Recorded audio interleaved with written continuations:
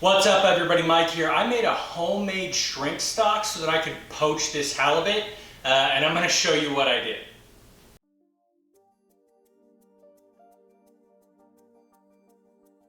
And this is what I'm going to use to make my shrimp stock. I have a full gallon of frozen shrimp shells that I'm going to be tossing into a big old Dutch oven, and I'm going to be sauteing that with some yellow onion and shallot in olive oil in order to bring out some extra flavor. Once that's done, I'm going to be dumping in some white wine. I have dill, a whole big handful of dill, 3 bay leaves, 3 tablespoons of garlic that's also going to be sauteed in there. And then once everything is done sauteing, I'm going to be pouring in a big old amount of water just to cover everything and letting it simmer.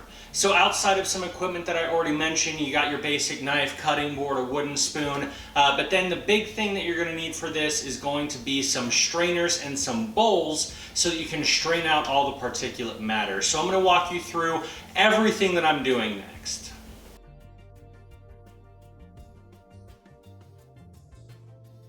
Alright, so the first thing that I want to do is get that little bit of olive oil nice and smoking hot and go ahead and start sauteing off my onions.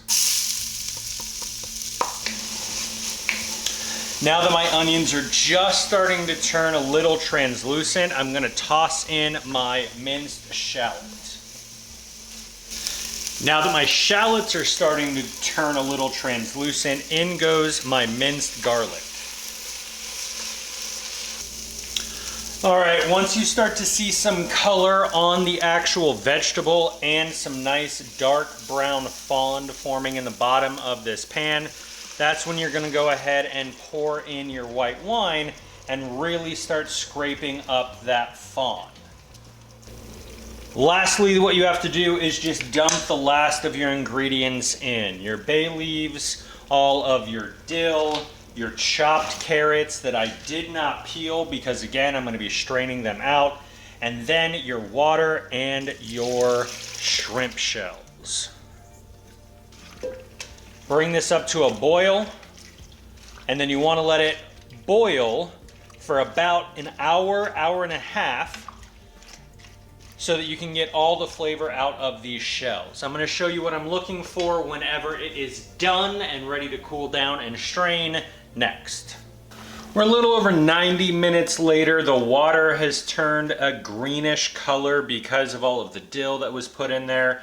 But what I'm mostly looking for is when my shells are turning yellow.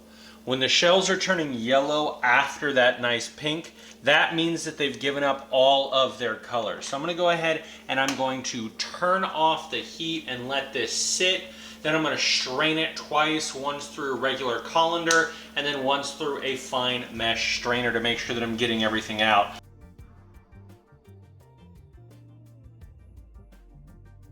My microphone did not want to work for this, so just giving you a quick rundown. The broth and the poaching liquid is very simple for this.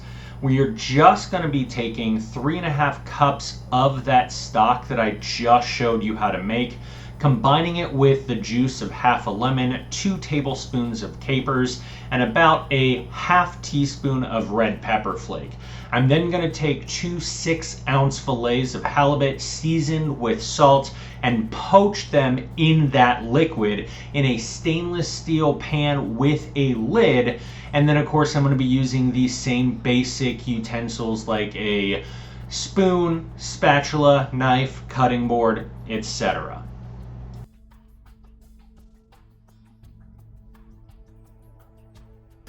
Alright, my poaching liquid is at a simmer, so at this point I'm going to lower in my seasoned halibut fillets. Just drop it right into your pan and then cover this for about 8 minutes. You want to let that steam build so that it can go ahead and cook in that steam and that poaching liquid. So I'm going to show you what I'm looking for when this is done in just a couple of minutes. 6 minutes later, and this is what I am left with. You can see the beautifully white fish. This is just gonna go over some orzo that I have made. I've shown you how to make orzo and I'll link some down below. But this is my poached halibut and you're gonna see my reaction next.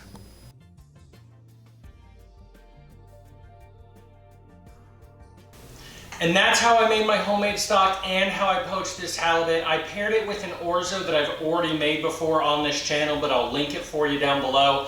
But for right now, just look at my face.